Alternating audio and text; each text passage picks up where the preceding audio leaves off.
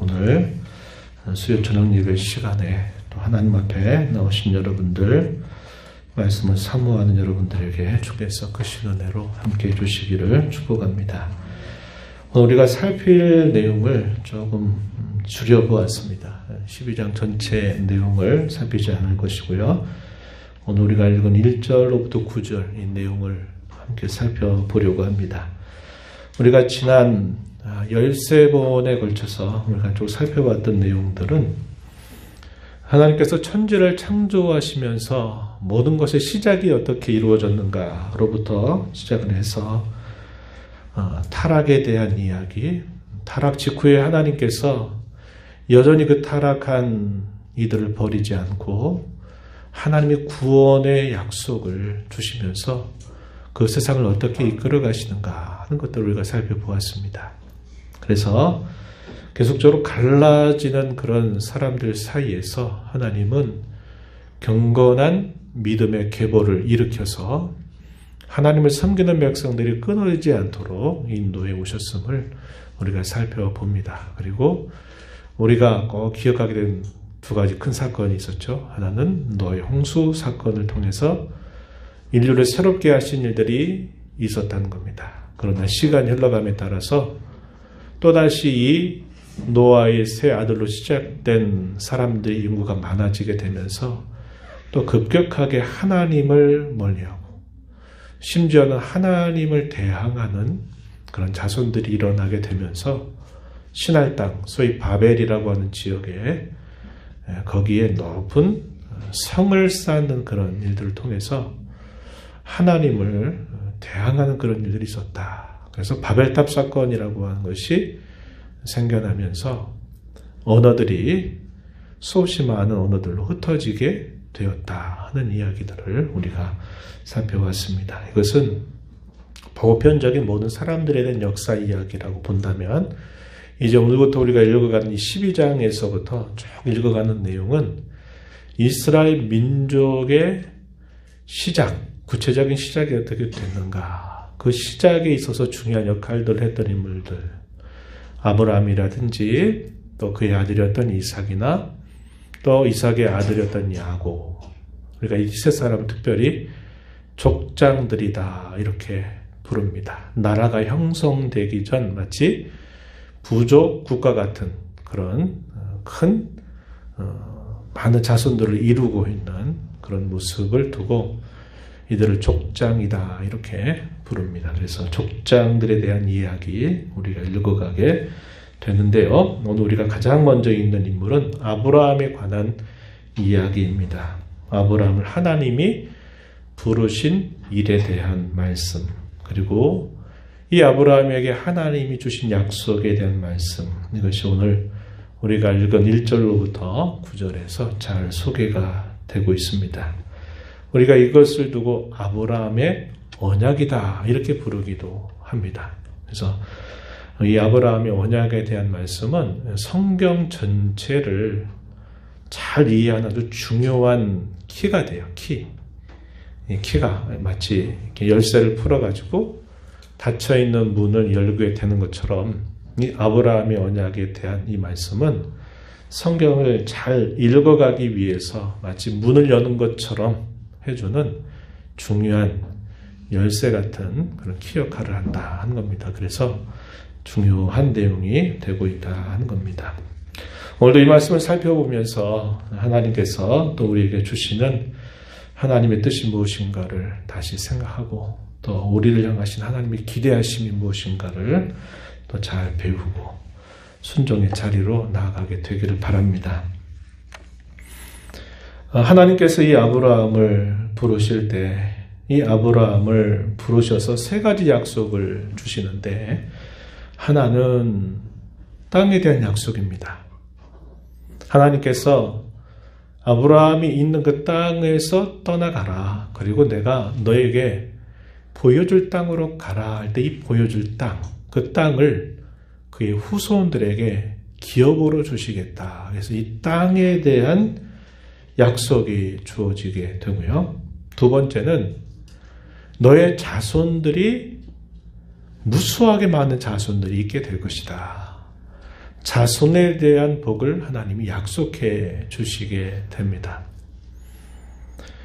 오늘날처럼 이렇게 국가라고 하는 이런 제도가 든든하게 서 있는 경우에는 아주 특별한 일이 아닌 이상은 국가가 망하게 되는 일들은 없어요. 그러나 고대 시대로 거슬러 갈수록 당시에는 힘이 강하면 얼마든지 삼킬 수 있었고 얼마든지 자신을 섬기는 그런 종처럼 만들 수 있는 그런 세계였어요. 그렇기 때문에 나라가 계속적으로 이어진다. 이것은 그 어느 누구도 장담할 수 없는 일이었어요.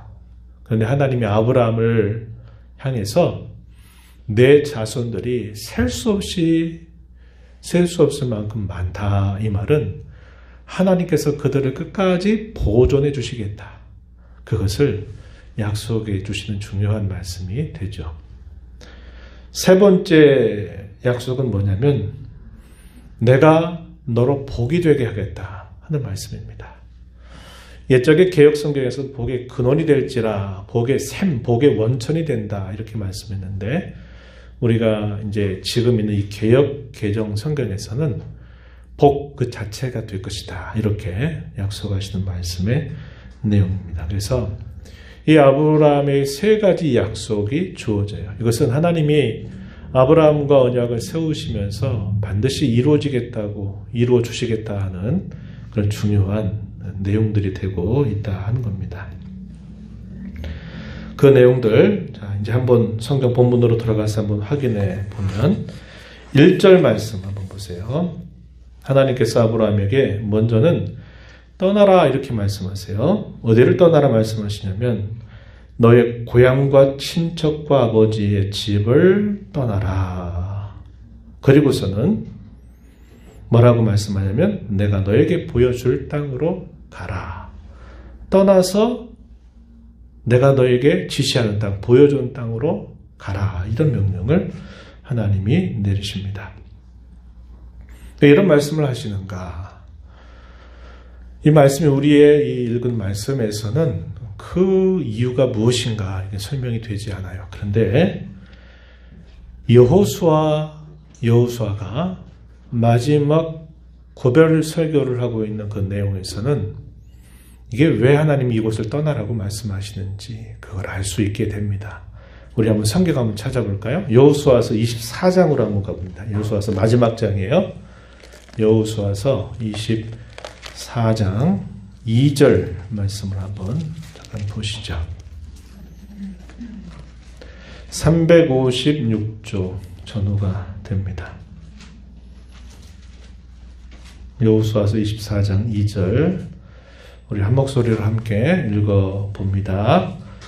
여호수아가 모든 백성에게 이르되 이스라엘의 하나님 여호와께서 이같이 말씀하시기를 옛적에 너희의 조상들 곧 아브라함의 아버지 나홀의 아버지 데라가 강 저쪽에 거주하여 다른 신들을 섬겼으나 우리 3절 조금 더 읽어봅니다. 내가 너희의 조상 아브라함을 강 저쪽에서 이끌어내어 가나안 온 땅에 두루 행하게 하고 여기까지 한번 보시죠. 자, 여호수아가 가나안 정복 전쟁을 다 마치고 땅을 다 분배해서 12지파의 땅이 이제 분배가 다 끝난 상태입니다.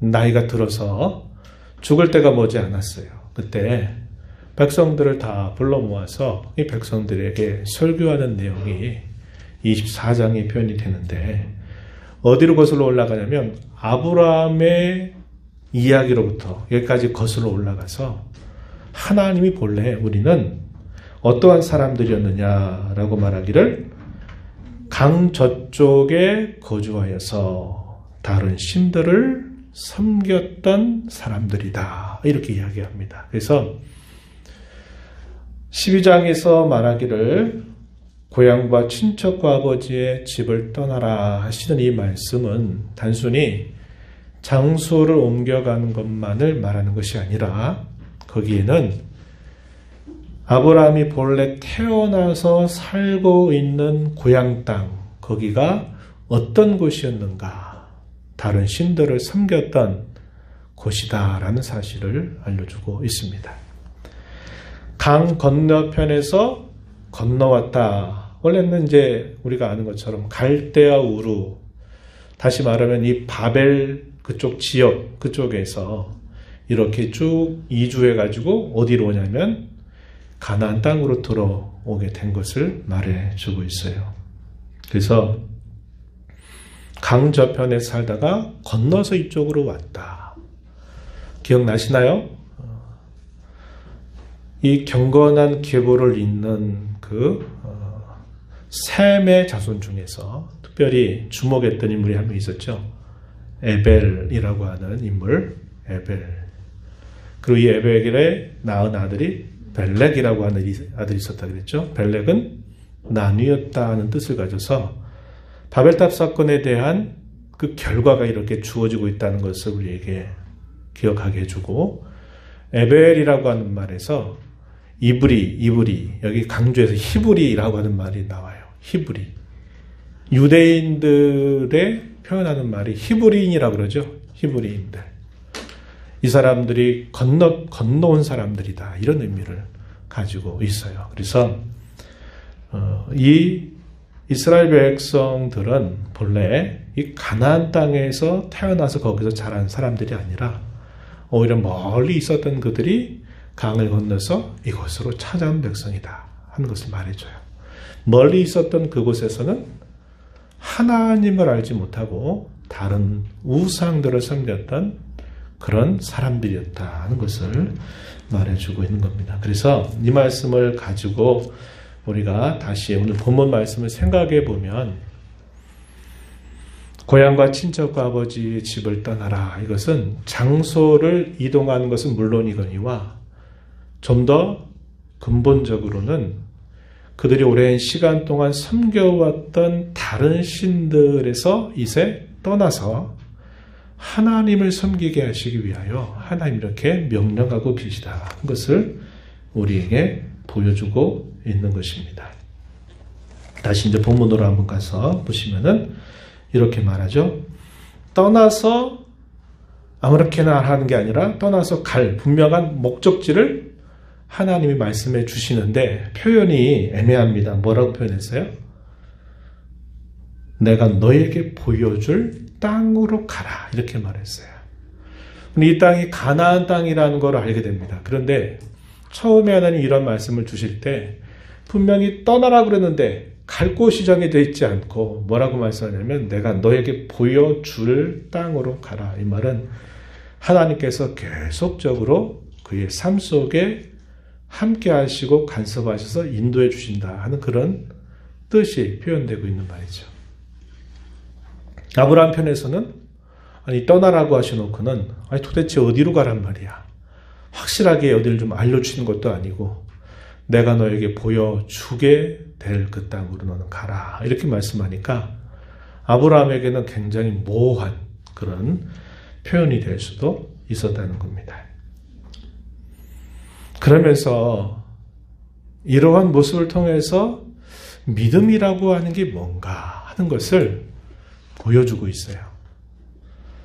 히브리서 11장 1절 2절 우리 잘 아는 말씀, 오늘도 예배를 시작하면서 그 말씀을 읽었는데 믿음은 바라는 것들의 실상이고 보이지 않는 것들의 증거다.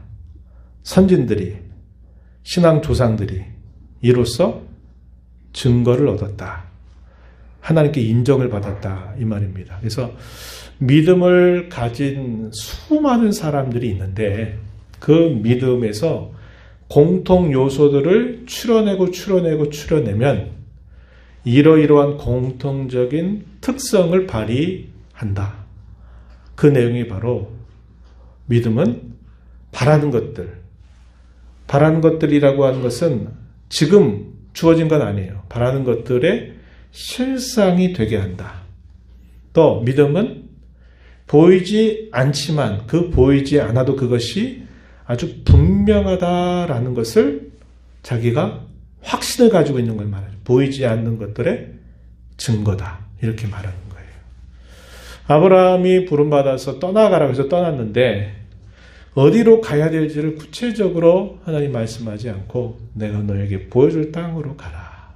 그러면서 하나님이 그 길을 지도하세요. 하나님의 생각 속에는 어디가 분명히 있는 걸까요? 가나안 땅이 분명히 있는 거죠. 근데 아브라함에게는 그게 모호한 거예요.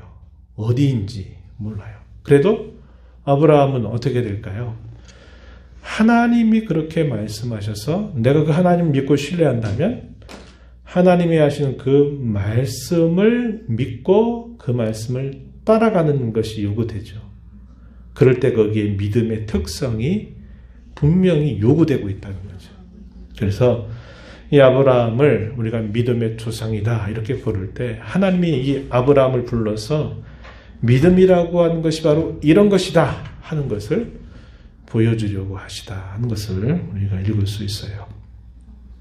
그러면서 7절 가서 보시면요. 이렇게 말했어요. 7절 한번 가서 보시면 여호와께서 아브라함에게 나타나 이르시되 내가 이 땅을 내 자손에게 주리라. 이때 말한 이 땅은 어딜까요?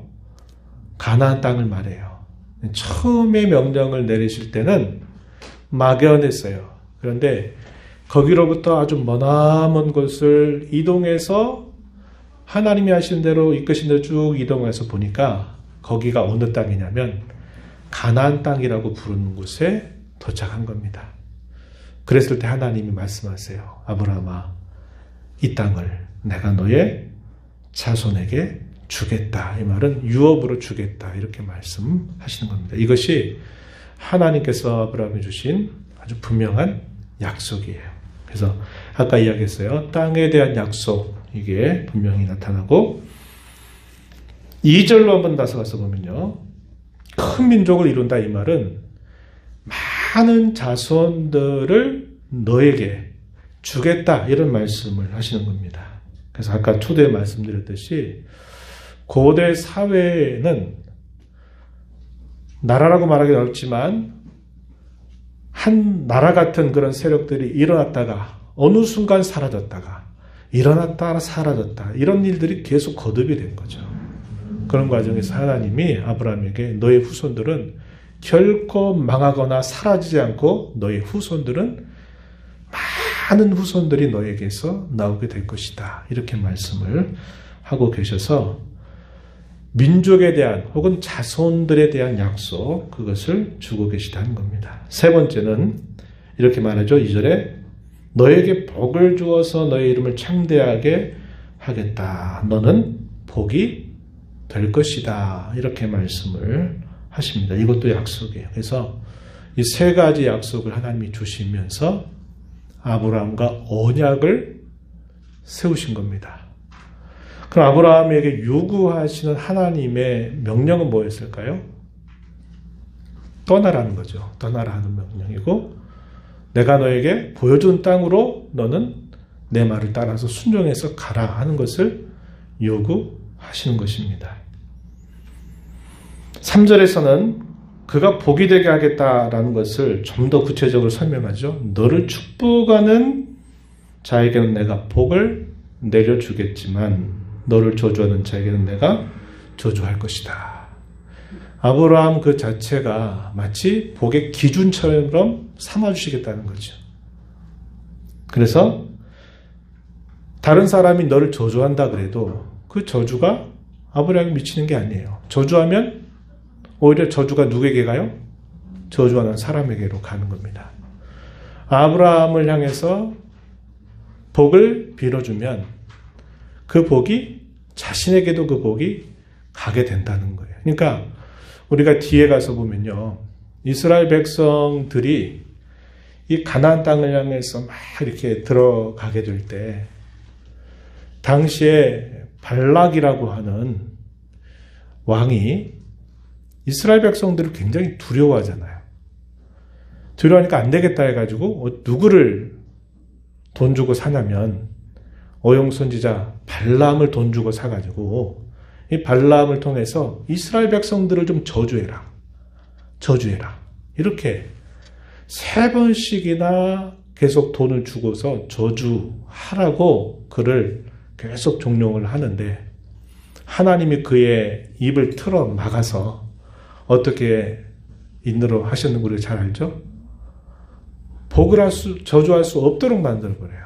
그리고 그의 입술이 그 백성을 향해서 축복하는 그런 일만 하게 되는 겁니다. 왜 그래요? 하나님이 그 백성을 복된 백성으로 삼으시고자 하는 결정이 분명히 서 있기 때문에 그런 것이었어요. 그래서 아브라함을 내가 복이 될 거다.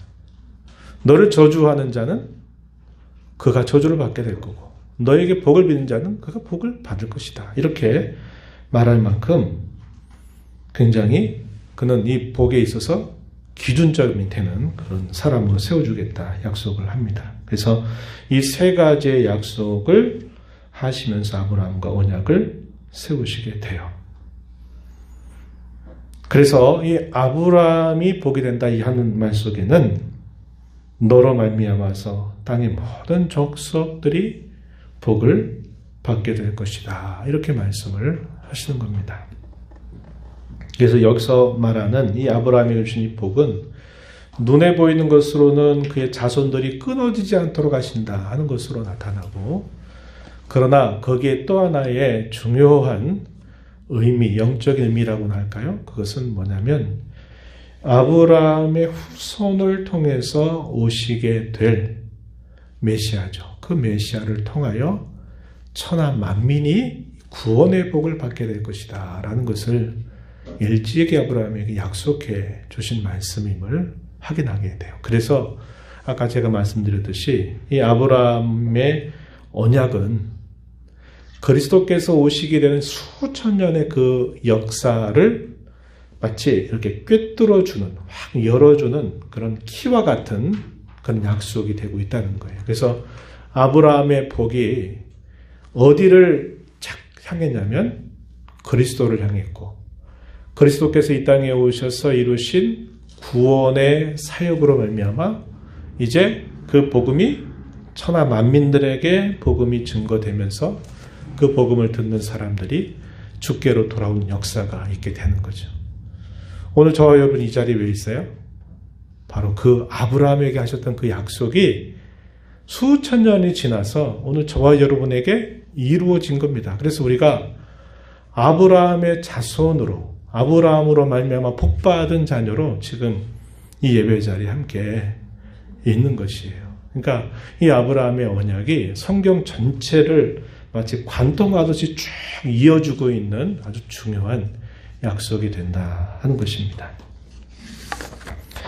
아브라함의 믿음에 대해서 히브리서 11장 가면은 이 아브라함의 믿음을 잘 소개해 줍니다. 한번 여기도 한번 찾아보도록 하죠. 11장 8절로 한번 가볼까요? 신약성경 히브리서 11장 8절 한번 보겠습니다. 365쪽 전후입니다. 365쪽 전후 히브리서 11장 8절 우리 함께 한 목소리로 말씀을 같이 읽어보겠습니다. 믿음으로 아브라함은 부르심을 받았을 때 순종하여 장래의 유업으로 받을 땅에 나아갈새 갈 바를 알지 못하고 나아갔으며 9절 좀 더 볼게요. 믿음으로 그가 이방의 땅에 있는 것 같이 약속의 땅에 거류하여 동일한 약속을 유업으로 함께 받은 이삭과 및 야곱과 더불어 장막에 거하였으니 여기 보면 아브라함의 믿음에 대하여 잘 소개해 주는 말씀이 표현되고 있는데 여기 8절 뒷부분에 보니까 뭐라고 말해요? 장래 유업으로 받을 땅에 나아갈새 갈 바를 알지 못하고 나아갔다. 보여줄 땅으로 가라 이렇게 말씀하셨을 때 그 땅이 어디인지를 모른 채 그는 하나님이 떠나라 하신 말씀을 듣고서 떠났어요. 자기 모든 식솔들을 다 데리고 떠났단 말이에요. 그걸 두고 뭐라고 말하냐면 갈 바를 알지 못하고 나아갔다. 그 말씀에서 아까 말씀드렸던 히브리서 11장 1절에 보면 바라는 것들의 실상이고 보이지 않는 것들의 증거다. 믿음의 특성 가운데서 아직 손에 잡히지 않고 아직 확실하게 보이지 않고 함에도 불구하고 하나님이 그렇게 하신다 말씀하시니 그렇게 되리라고 믿고 순종하며 나가는 자세, 이게 참 믿음을 가지고 있는 사람의 공통적인 특성이 된다. 이것을 소개해주고 있다 하는 겁니다. 그래서 이 아브라함의 믿음에 관한 이 말씀이 히브리서에서도 그렇게 요약이 되고 있음을 확인하게 되는 것입니다. 이러한 하나님의 약속이 주어졌을 때 아브라함은 어떻게 응답했을까요? 순종으로 응답했다 하는 겁니다. 그래서 참 믿음은 항상 순종과 떨어지지 않는다는 것을 아브라함의 모습은 우리에게 잘 보여줍니다. 여호와의 말씀을 따라서 그가 움직였어요. 그때 나이가 몇 세였냐? 75살이었다는 겁니다. 75세가 되었을 때 이런 하나님의 약속의 말씀을 듣고서는 자신들의 모든 곳을 내어두고 이제 하나님의 말씀에 따라서 그가 떠나고 하나님이 보여주시게 되는 그 땅으로 옮겨갔다는 겁니다. 그래서 4절 말씀 다시 본문으로 가서 보면 뭐라고 말하냐면 그 땅으로 결국 들어가게 되었다, 이렇게 설명을 해주고 있어요. 4절 말씀에 이 아브라함이 여호와의 말씀을 따라갔고 롯도 그와 함께 갔으며 아브라함이 하란을 떠날 때 75세라. 5절 끝부분에 가서 보니까 뭐라고 말하냐면 마침내 가나안 땅에 들어갔더라. 우리는 그냥 이렇게 딱 한 절 한 절 이렇게 연결되어 있지만 사실은 부름받았던 그곳에서 이 가나안 땅으로 오는 여정은 굉장히 긴 여정이에요. 얼마나 많은 그런 일들이 기다리고 있었을런지 모를 만큼 많은 시간들을 들여서 그곳으로 와야만 됐다는 겁니다. 그래서 하나님이 그렇게 말씀하신 대로 했더니 마침내 가나안 땅에 들어오게 되었고, 그가 또 거기서 한 일이 무엇이냐면 거기에다가 제단을 쌓았다 그랬죠. 돌로 이렇게 단을 쌓아서 거기에서 하나님께 예배하고 하나님께 제사를 드리는 모습을 통해서 하나님을 경배하는 이 아브라함의 모습이 표현되고 있다 하는 겁니다. 우리가 읽은 말씀 7절 가서 보니까 끝부분에 그가 그곳에서 제단을 쌓고, 8절에 보니까 끝부분에 여호와께 제단을 쌓고 여호와의 이름을 불렀다. 훗날에 그 지역의 이름이 어떻게 되냐면 베델이라고 하는 곳과 아이라고 하는 것 그 사이에 그가 제단을 쌓고서 하나님 앞에 경배를 드렸다, 이렇게 표현이 되어 있습니다. 오늘 우리가 이 말씀을 보면서 몇 가지를 좀 생각해 보게 돼요. 하나님이 아브라함을 부르신 것 자체는 그의 삶 전체를 다 전면적으로 바꾸는 그런 사건이 됩니다. 그리고 이 아브라함을 부르신 이 사건은 아브라함 자신에게만 아니라 그의 모든 후손들을, 그들의 삶을 완전히 바꾸는 그런 부름이 되고 있다 하는 겁니다. 그와 같이 하나님께서 저와 여러분을 불러서 우리가 하나님을 믿고 섬기는 백성이 된 것은 우리의 삶 전체를 뒤바꾸는 놀라운 사건임을 우리는 확인하게 되는 겁니다. 하나님이 우리를 부르신 것은 죄와 형벌로부터 우리를 구원하시기 위하여 부르신 부르심이다 하는 것입니다. 또 우리를 부르신 것은 우리를 통해서 마치 아브라함을 통해서 천하 만민이 복을 얻게 되는 것처럼 우리를 통해서 이 구원의 복이 다른 사람들에게도 미치게 하려고 하는 아주 중요한 뜻이 있다 하는 것을 우리는 확인하게 돼요. 그래서 우리가 하나님 앞에 나올 때마다 우리는 나를 이렇게 불러주시는 하나님, 과거의 나를 불러서 하나님을 믿는 자녀가 되게 하신 그 은혜에 대하여 감사하고, 또 시마다 때마다 예배의 시간이 되고 또 하나님 앞에 우리 성도들이 모일 수 있는 그 부름의 시간들 또한 우리에게 값지고 귀한 것으로 여기는 마음을 늘 가져야만 한다는 겁니다. 그래서 주님 앞에 서는 그 시간 자체를 그것을 하나의 속박이나 멍해처럼 여기지 말고 하나님께서 은혜를 주시려고, 은혜를 더해 주시려고 나를 부르신다 하는 이 사실들을 언제나 기억하면서 예배 자리로 나올 때마다, 또 주의 이름으로 우리를 모으실 때마다 항상 그 은혜에 대한 감사와 감격을 잊지 않도록, 그것이 식어지게 되면 어디서부터 그것이 식어지게 되었는가를 정확하게 살펴서 우리를 부르신 그 하나님의 은혜에 대한 감사와 감격이 식어지지 않도록 우리 자신을 잘 간수하는 그런 자세가 우리에게 필요함을 배우게 됩니다. 성도로 살아가는 저와 여러분의 삶은 하나님의 동행이 약속된 삶임을 언제나 기억하시기 바랍니다. 아브라함을 불러서 마치 어린아이와 같은 그 아직도 믿음이 뭔지 모르는 그 아브라함을 불러서 한 걸음 한 걸음을 가르쳐 가세요. 이제 우리가 이런 내용들을 이제 다음 시간부터 하나씩 보게 될 거예요. 아브라함이 처음부터 믿음이 소위 믿음의 대가가 아니에요. 갓난아기와 같은 그런 믿음인데 하나님이 그 믿음을 하나하나 걸음을 가르치듯이 가르쳐 가시면서 그의 믿음이 깊어지도록 그를 길러 가시게 됩니다.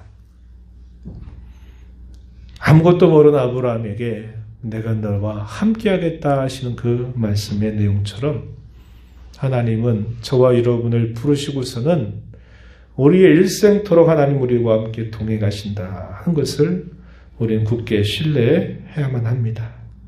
때로 우리가 인생을 살면서 내일 일을 알지 못하듯 이런저런 낯선 일들을 만나게 될지라도 두려워하지 마세요.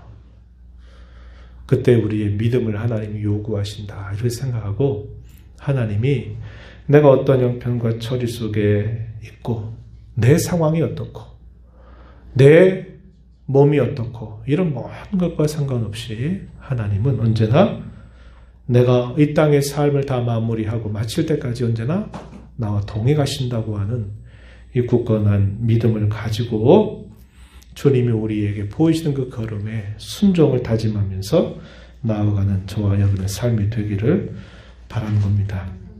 성도로 신앙생활하는 건요, 떠나는 삶이에요. 떠나는 삶. 떠나는 삶입니다. 마치 아브라함을 다른 신들을 섬겼던 강 건너편에 있었던 그를 떠나라 하셨던 것처럼 우리가 이 땅에 성도로 시작하면서 하나님과 동행하는 삶을 더 우리가 살기 위해서는 늘 떠나는 훈련을 해야만 된다 하는 거예요. 뭘 떠나야 될까요? 우리의 옛 습관들, 우리의 죄를 이루었던 습관들, 우리가 죄짓고 살았던 우리의 모습에서 날마다 그 자리에서 떠나는 겁니다. 죄를 지으면 그 죄 지은 자리에 그대로 머물러 있지 않고 그 죄를 지은 자리에서 떠나는 거예요. 어떻게 떠납니까? 하나님께 용서를 구하는 거죠. 하나님, 이렇게 제가 잘못했습니다. 그래서 우리의 죄를 하나님 앞에 고백하고 회개할 때 우리는 그 죄로부터 떠나요. 그 죄의 영향력으로부터 떠나게 하나님이 도와주시는 겁니다. 그리고 고질적으로 바꿔주지 않는 우리의 오랜 삶의 습관들, 악습들, 쉽게 죄에 빠지는 그런 영향들로부터 우리는 날마다 떠나는 그런 훈련을 해야 된다는 거예요. 하나님 우리와 동행하시는 것을 분명히 약속했어요. 그러나 우리가 하나님과 함께 동행하기 위해서는 이와 같이 떠나는 훈련을 하지 않으면 안 돼요. 떠나서 어디로 가야 될까요? 순종의 훈련을 계속 감당하는 자세로 가야 한다 하는 것입니다. 우리는 오늘도 내일도 우리의 있는 그 자리로부터 떠나서 하나님의 품 안으로 하나님이 계시는 그곳으로 항상 떠나려고 하는 그런 마음가짐을 가지고 늘 기도하고 힘쓰는 삶을 살아가야 한다는 거예요. 이것이 우리의 신앙생활임을 우리는 배우게 됩니다. 마지막으로 하나님 무엇인가 우리에게 좋은 것을 주시고 하실 때는 어떻게 하시냐면 항상 약속을 주시면서 우리에게 뭐를 또 요구하시냐면 명령이라고 하는 것을 요구하시는 거예요. 근데 이 관계를 우리가 잘 이해해야만 됩니다. 하나님이 어쩔 때 이거 해라, 이거 하지 말아라 이렇게 하시는 말씀들을 우리가 읽을 때면 이게 명령이잖아요.